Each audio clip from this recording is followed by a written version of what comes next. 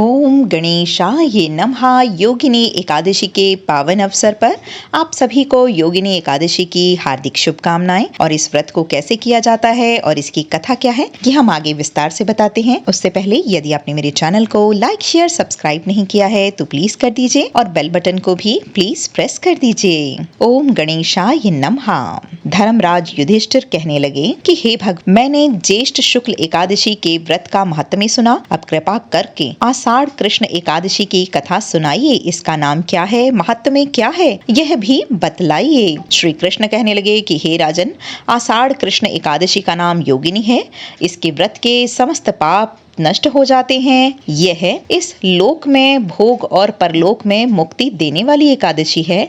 यह तीनों लोकों में प्रसिद्ध है। मैंने तुमसे पुराणों में वर्णित की हुई कथा को कहता हूँ, तुम ध्यान पूर्वक सुनो। स्वर्ग धाम की अलकापुरी नामक नगरी में कुबेर नाम का एक राजा राज्य किया करता था। वह शिव भक्त था और प्रतिदिन भगवान शिव की पूजा किया करता था। हेम नाम का एक माली पूजन के लिए उसके यहाँ फूल लाया करता था। हेम की वह शालाक्षी नाम की सुंदर स्त्री थी। एक दिन वह मानसरोवर से पुष्प तो ले आया, लेकिन कामासक्त होने के कारण वह अपनी स्त्री से हास्य विनोद तथा रमण करने लगा। इधर राजा उसकी दोपहर तक राह देखता रहा। अंत में राजा कुबेर ने सेवकों को आज्ञा दी कि तुम लोग जाकर माली के न आने का कारण पता करो, क्योंकि वह अभी तक पुष्प लेकर नहीं आया। सेवकों ने कहा कि महाराज, वह पापी अति कामी है, अपनी स्त्री के साथ हास्य विनोद और रमण कर रहा होगा। यह सुनकर कुबेर ने क्रोधित होकर उसे बुलाया। हेम माली राजा के भय से कांपता हुआ उपस्थित हुआ। राजा कुबेर ने क्रोध में आकर कहा, अरे पापी,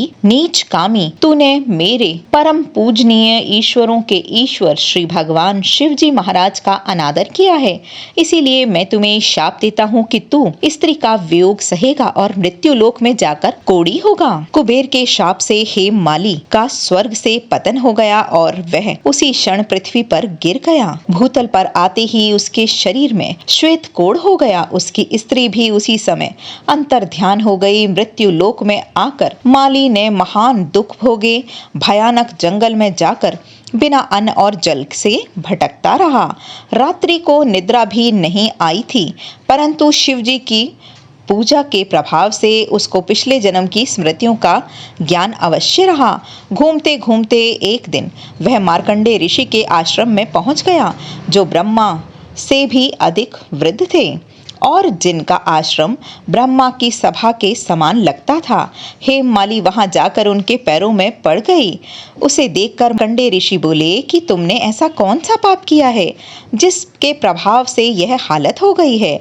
हेम माली ने सारा वृतांत कह सुनाया। यह सुनकर ऋषि बोले, निश्चिंत ही तूने मेरे सन्मुख सत्य वचन कहे हैं, इसीलिए तेरे उद्धार के लिए मैं एक व्रत बतलाता हूँ। यदि तू आषाढ़ मास के कृष्ण पक्ष की योगिनी एकादशी का विधि पूर्वक व्रत करेगी तो तेरे सारे पाप नष्ट हो जाएंगे। यह सुनकर हेम माली ने अत्यंत प्रसन्न होकर मुनि को साष्टांग प्रणाम किया। मुनि ने उसे स्नेह के साथ उठाया। हेम माली ने मुनि के कथनानुसार विधि पूर्वक योगिनी एकादशी का व्रत किया। इस व्रत के प्रभाव से पुराने स्वरूप में वह आ गई और अपनी स्त्री के साथ सुखपूर्वक रहने लगा। भगवान श्री कृष्ण ने कहा कि हे राजन, यह योगिनी एकादशी का व्रत 88,000 ब्राह्मणों को भोजन कराने के बराबर होता है। इसके व्रत से संपूर्ण पाप नष्ट हो जाते हैं और अंत में स्वर्ग की प्राप्ति होती है। आषाढ़ कृष्ण एकादशी व्रत के नियम। आषाढ़ मास की योगिनी एकादशी का महत्व तीनों लोकों में प्रसिद्ध है। यह एकादशी आषाढ़ कृष्ण 11 के दिन मनाई जाती है।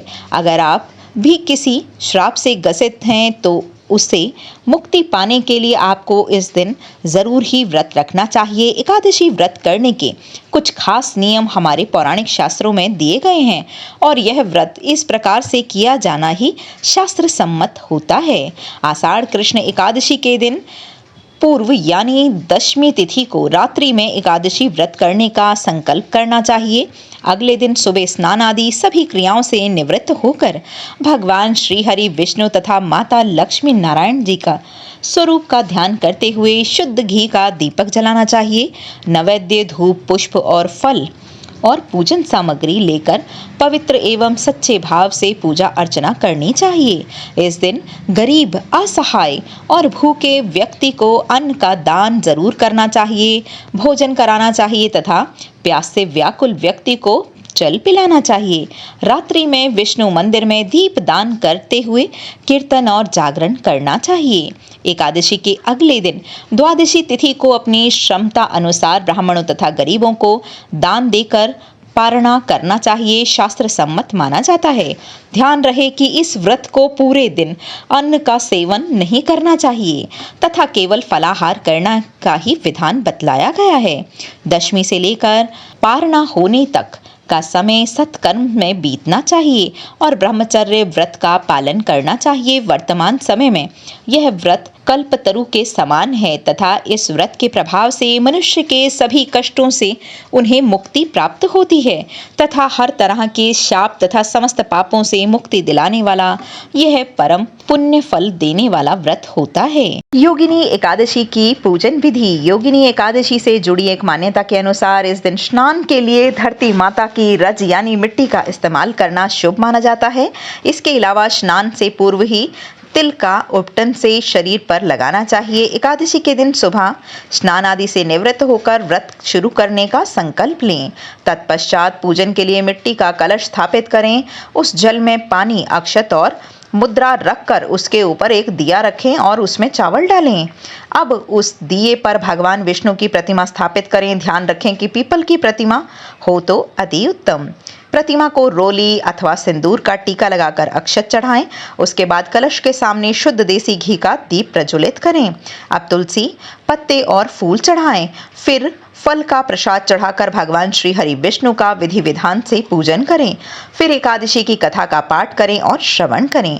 अंत में श्री हरि विष्णु जी की आरती करें कि एकादशी तिथि पर भगवान विष्णु के लिए ही व्रत रखा जाता है। बोलो लक्ष्मी नारायण भगवान की जय।